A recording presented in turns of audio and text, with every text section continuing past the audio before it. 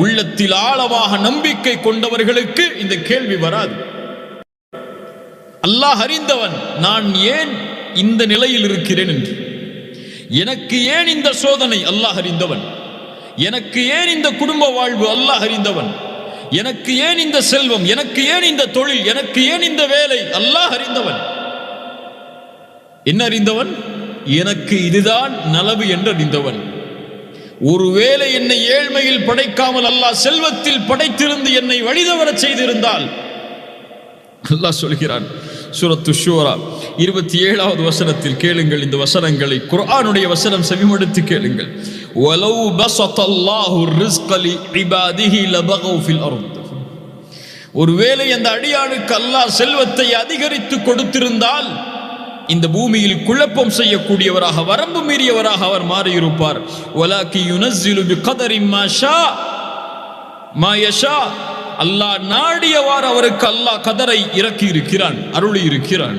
இன்னஹு பிஇபாதிஹி கபீரும் பஸீர். அவனுடைய அடியார்களை அல்லாஹ் நுட்பமாக அறிந்தவன், பார்க்கக்கூடியவன்.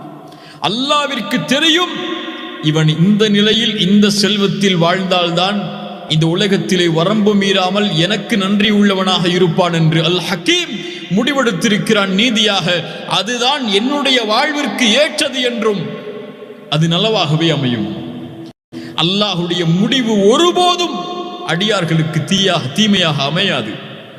அல்லாஹுடைய தேர்ந்தெடுப்பு ஒருபோதும், அல் ஹக்கீமுடைய தேர்ந்தெடுப்பு ஒருபோதும் அடியார்களுக்கு தீமை அளிக்கக்கூடியதாக அமைந்து விடாது. அல்லாஹ் சொல்கிறான் சூரத்து தௌபா, சிலர் அல்லாஹ்விற்கு வாக்கு கொடுக்கிறார்கள். லஇன் ஆதானா மின் ஃபத்லிஹி, யா அல்லாஹ் எனக்கு செல்வத்தை நீ அதிகரித்து கொடுத்தால் உன்னுடைய பாதையில் நாங்கள் செலவழிப்போம், நல்ல அடியார்களாக நாங்கள் மாறிவிடுவோம் என்று. செல்வத்தை கொடிய அல்லாஹ், பணத்தை கொடிய அல்லாஹ், நீ கொடுத்தால் என்னை பணக்காரனாக மாற்றினார், நான் உன்னுடைய பாதையில் தான் செலவழிப்பேன் என்று அல்லாஹ்விடத்திலே துஆ செய்கிறார்கள். ஃபலம்மா ஆதாஹும் மின் ஃபத்லிஹி, ஒருவேளை அல்லாஹ் ரப்புல் ஆலமீன் அவனுடைய சிறப்பில் இருந்து அதை அழித்து விட்டால், பகிலு பிஹி, உனக்கு கொடுக்காமல் இருந்ததன் காரணம் அதுதானே, கேட்டாய் கொடுத்தேன், பகிலு பிஹி, கஞ்சத்தனத்தை கடைபிடிப்பான். வதவல்லவஹும் முஅரிதூன், அல்லாஹ்விற்கு யா அல்லாஹ் நீ கொடுத்தால் உன்னுடைய அடியார்களுக்கு கொடுப்பேன் யா அல்லாஹ் என்று கூறினான். ஆனால் அதிலிருந்து திரும்பி அவனே அதை வைத்துக் கொண்டான், வாக்கு மீறினான், புறக்கணித்தான். அதன் காரணமாக அல்லாஹ் அவனுடைய உள்ளத்தில் நிஃபாக்கை மாட்டிவிட்டான். மறுமை வரை அல்லாஹ்வுடைய வாக்குறுதிகளை மீறியதற்காக, பொய் கூறியதற்காக அல்லாஹ்விடத்திலே அல்லாஹ் சொல்கிறான் சூரத்துல் ஃபஜ்ர், فأما الإنسان إذا ما ابتلاه ربه فأكرمه ونعمه. கண்ணியத்தை கொடுத்தால், அருளை கொடுத்தால், அடியான் சொல்கிறான் அக்ரமன், என் ரப்பு என்னை கண்ணியத்தோடு வைத்திருக்கிறான் என்று. وأما إذا ما ابتلاه فقدر عليه رزقه, அல்லாஹ் வழங்கிய ரிஸ்கிலிருந்து குறைத்து விட்டால் அவன் சொல்கிறான் ஆஹானன், என்னை அல்லாஹ் இழிவுபடுத்துகிறான் என்று. சுப்ஹானல்லாஹ், மனிதன் நிலை மாறிவிடும். அல்லாஹ் கொடுத்ததை பொருந்தவில்லை என்றால் நம்முடைய பார்வையில் என்ன? அல்லாஹ் ஏழ்மையில் வைத்திருந்தால், அல்லாஹ் எம்மை செல்வத்தில் குறைவாக வைத்திருந்தால் அல்லாஹ் என்னை சோதிக்கிறான் என்று. அல்லாஹ் எம்மை செல்வத்திலே அதிகமாக வைத்திருந்தால் அல்லாஹ் எமக்கு அருள் செய்கிறான் என்று எண்ணுகிறோம். அப்படி அல்ல. அல்லாஹுடைய விதியில் ஏழ்மை ஒரு சோதனை. அல்லாஹுடைய விதியில் ஏழ்மையை விட மேலான சோதனை செல்வம். செல்வத்தை அல்லாஹ் கொடுப்பது ஒரு ஏழையை விட மிகப்பெரிய சோதனையில் வாழ்பவர்கள் செல்வந்தவர்கள். அவருக்கு தான் ஏழையை விட அதிகமான கேள்வி. அல்லாஹ் சுகத்தை கொடுப்பதும் சோதனை தான், அல்லாஹ் நோயை கொடுப்பதும் சோதனை தான். அல்லாஹ் இந்த உலகத்திலே கல்வியை கொடுப்பதும், கல்வியை எடுப்பதும், சிறந்த ஊதியத்தை கொடுப்பதும், சிறந்த வேலையை கொடுப்பதும், சிறந்த தொழிலை கொடுப்பதும், அல்லது ஒரு குறுகிய வாழ்வாதாரத்தை, ஊதியத்தை, தொழிலை கொடுப்பதும், எல்லா நிலைகளும் இந்த உலகத்திலே சோதனை தான். ஆனால் எப்படி? என்னை போன்ற, எம்மை போன்ற, இல்ல மஷா அல்லாஹ், அல்லாஹ் பாதுகாத்தவர்களை தவிர அறிவினர்களுக்கு புரியவில்லை அல்லாஹுடைய ரிஸ்க், அல்லாஹுடைய முடிவு என்பது ரிஸ்கில் அல் ஹக்கீம். அவன் நீதியானவன். எனக்கு எது நலவோ அதைத்தான் அல்லாஹ் மரணம் வரை அமைத்திருப்பான் என்பதை அறிந்தவர் இந்த உலக வாழ்வை கொண்டு ஒருபோதும் கவலை அடைய மாட்டார். அல்லாஹுடைய அந்த ரிஸ்குடைய தன்மையை கொண்டு முழுமையானவர் அல்லாஹுவை ஒருபோதும் குறை கூறியவராக மாற மாட்டார். அல்லாஹுடைய ரிஸ்க் முடிவு செய்யப்பட்டது.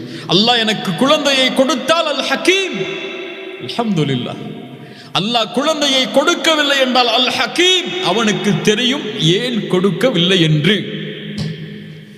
அல்லாஹ் செல்வத்தை கொடுத்தால் அல் ஹக்கீம், அல்லாஹ் கொடுத்தது எனக்கு செல்வத்தை கொடுத்திருக்கிறான், நான் அதில் அல்லாஹ்விற்கு நன்றி உள்ளவனாக இருப்பேன் என்று. அல்லாஹ் செல்வத்தை கொடுக்கவில்லையா, அல்லாஹ்விற்கு தெரியும் எனக்கு அல்லாஹ் செல்வத்தை அதிகரித்தால் என் நிலைமை என்னவாக மாறும் என்று. அதனால் அல்லாஹ் செல்வத்தை கொடுக்கவில்லை. இந்த நம்பிக்கையில், இந்த அடிப்படையில் அல்லாஹ்வை புரிந்தவர்கள் வஅஸா அன் தக்ரஹு ஷைஅன் வஹுவ கைருல் லக்கும் வஅஸா அன் துஹிப்பு ஷைஅன் வஹுவ ஷர்ருல் லக்கும். நீங்கள் ஒன்றை விரும்புவீர்கள், அது உங்களுக்கு தீயதாக இருக்கும். ஒன்றை வெறுப்பீர்கள், அது உங்களுக்கு நலவாக இருக்கும். வல்லாஹு யஅலம், மனிதர்களை அறிந்து கொள்ளுங்கள். வல்லாஹு யஅலம், அல்லாஹ் ஏன் கொடுத்தான் ஏன் கொடுக்கவில்லை அல்லாஹ் அறிந்தவன். வ அன்தும் லா தஅலமூன், நீங்கள் அறியாதவர்கள். சுப்ஹானல்லாஹ். இந்த உலகத்திலே ஏழ்மையில் செல்வத்தில் அல்லாஹ் ரப்புல் ஆலமீன் மாற்றி மாற்றி வைத்திருப்பது இந்த உலகத்தை அல்லாஹ் இயக்குவதற்காக. அல்லாஹ் செல்வந்தவர்களுக்கு செல்வத்தை கொடுத்தது இந்த உலக அமைப்பை நேர்படுத்துவதற்காக, அவர்கள் ஏழைகளுக்கு கொடுப்பார்கள் என்பதற்காக. அல்லாஹ் ஒரு மனிதனுக்கு செல்வத்தை கொடுப்பது அவன் மட்டும் வாழ்வதற்காக அல்ல. அல்லாஹ் ஒரு மனிதனுக்கு செல்வத்தை கொடுத்து ஒருவரை ஏழையாக அவருக்கு அருகிலேயே அமைத்திருப்பது அவரிடமிருந்து செல்வம் இவருக்கு பகிர்ந்தளிக்கப்பட வேண்டும் என்பதற்காக. இந்த உலகத்திலே இருக்கக்கூடிய முஸ்லிம்கள் அல்லாஹுடைய செல்வத், அல்லாஹ் கொடுத்த செல்வத்தில் அல்லாஹுவை பயந்திருந்தால் தன் அன்றாட வாழ்விற்கு கூட சிரமப்படக்கூடிய ஃபகீர்கள், ஏழ்மையான முஸ்லிம்கள் இந்த சமூகத்தில் இருந்திருக்க மாட்டார்கள். செல்வத்தை அல்லாஹ் ஒருவருக்கு கொடுப்பது உன் ஹக்கில் இருந்து நீ கொடுக்க வேண்டும் என்பதற்காக. உன் மூலியமாக அல்லாஹ் ஒருவரை நேர்படுத்த விரும்புகிறான் அவருடைய வாழ்வாதாரத்தை என்பதற்காக. ஆனால் நாம் அதில் குறைவுபடுகிறோம். சஹாபாக்களுடைய வாழ்க்கையை பாருங்கள். தங்களுக்கு தேவை இருந்தாலும் அல்லாஹ் கொடுத்ததை நான் அவருக்கு கொடுக்கிறேன் என்று கொடுப்பார்கள். அன்சாரி தோழர் அல்லாஹ்வுடைய தூதர் ஸல்லல்லாஹு அலைஹி வஸல்லம் வீட்டிற்கு விருந்திற்காக அனுப்புகிறார்கள் ஒரு தோழரை. தன் மனைவி இடத்திலே கேட்கிறார்கள் என்ன உணவு இருக்கிறது என்று. மனைவி சொன்னார்கள் குழந்தைக்கு உள்ள உணவுதான் என்று.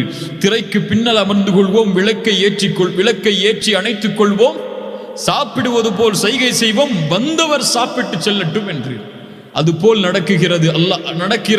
அல்லாஹுடைய தூதன் மறுநாள் கேட்டார்கள், இரவில் அல்லாஹுடைய விருந்தாளிக்கு உணவளித்தவர் யார்? அவரை பார்த்து அல்லாஹ் சிரித்தான், அவருடைய செயலை அல்லாஹ் அங்கீகரித்தான் என்று சொன்னார்கள். வல்லதீன தபவ்வஉ الدار والإيمان من قبلهم يحبون من هاجر إليهم ولا يجدون في صدورهم حاجة مما أوتوا ويؤثرون على أنفسهم ولو كان بهم خصاصة. தங்களுக்கு தேவை இருந்த போதும் அல்லாஹ்வுடைய பாதையில் கொடுத்து உதவியவர்கள் என்று அல்லாஹ் சொல்கின்றார்.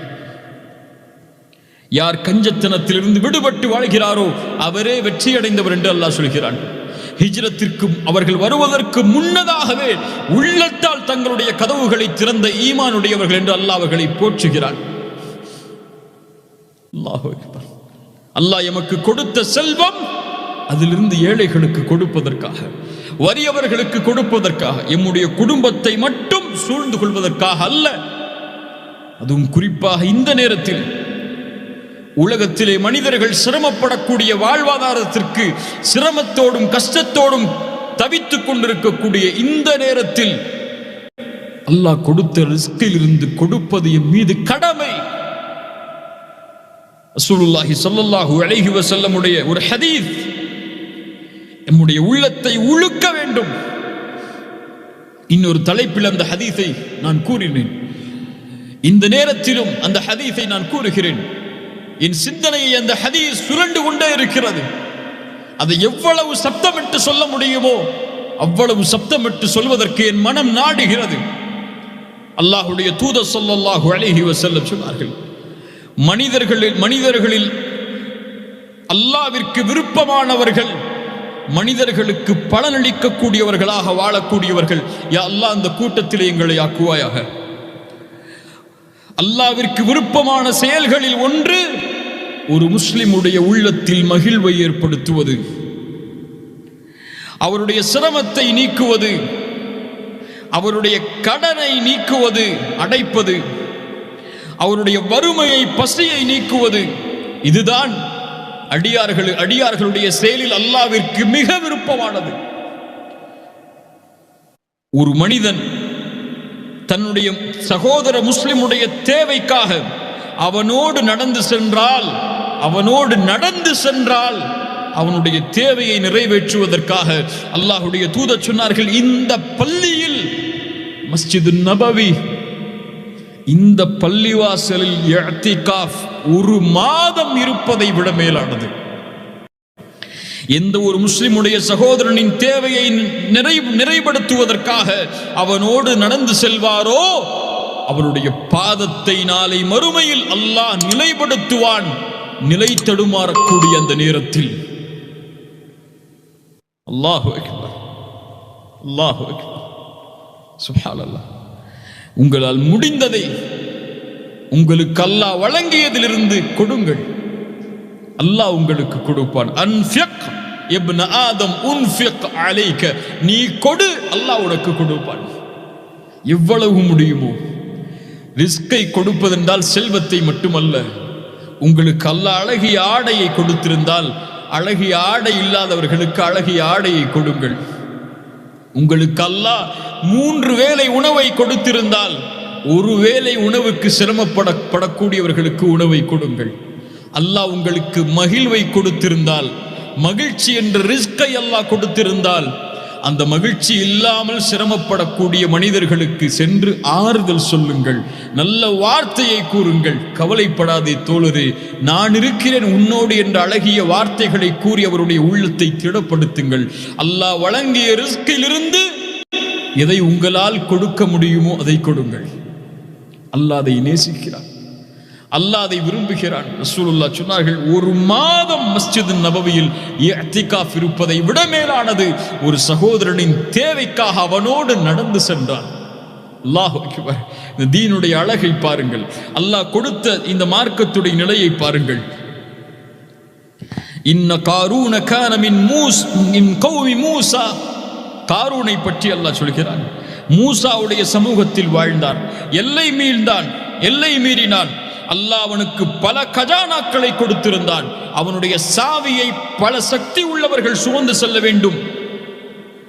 அந்த சமூகம் அவனிடத்திலே சொன்னது, பெருமை கொள்ளாதே, இன்னல்லாஹ லா யுஹிப்புல் ஃபரிஹீன், பெருமை கொள்பவர்களை அல்லாஹ் ஒருபோதும் நேசிப்பதில்லை.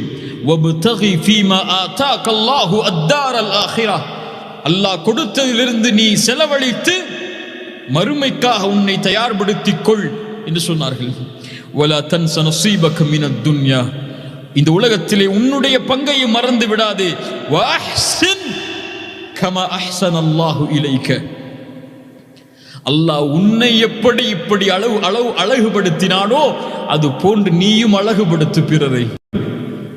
சுப்ஹானல்லாஹ். அந்த வார்த்தை அல்லாஹ் அங்கீகரித்து குர்ஆனிலே பதிகிறான். உங்களுக்கு அல்லாஹ் எப்படி ரிஸ்கை கொடுத்தாடோ அது போன்று நீங்களும் பிறருக்கு ரிஸ்கை கொடுங்கள். அல்லாஹ் அதை விரும்புகிறான். உங்களை காரணமாக ஆக்கி அல்லாஹ் அவர்களுக்கு கொடுக்கிறான், அவ்வளவுதான். ஏதோ நான் சம்பாதித்த செல்வம், நான் திறமையால், என் உழைப்பால், என் பரம்பரையால் நான் வைத்திருக்கக்கூடிய செல்வம் நான் ஏன் கொடுக்க வேண்டும்? காரூன் சொன்னான், யார் செல்வத்திலிருந்து யார் கொடுப்பது?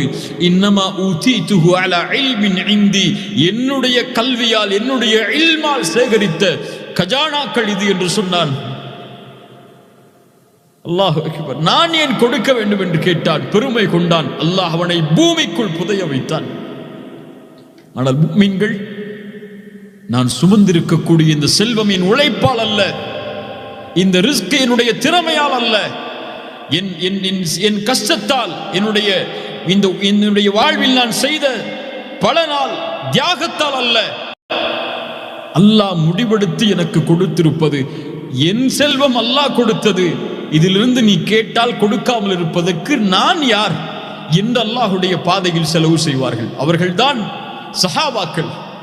அவர்கள்தான் அவர்களை பின்தொடரக்கூடியவர்கள். அவர்கள்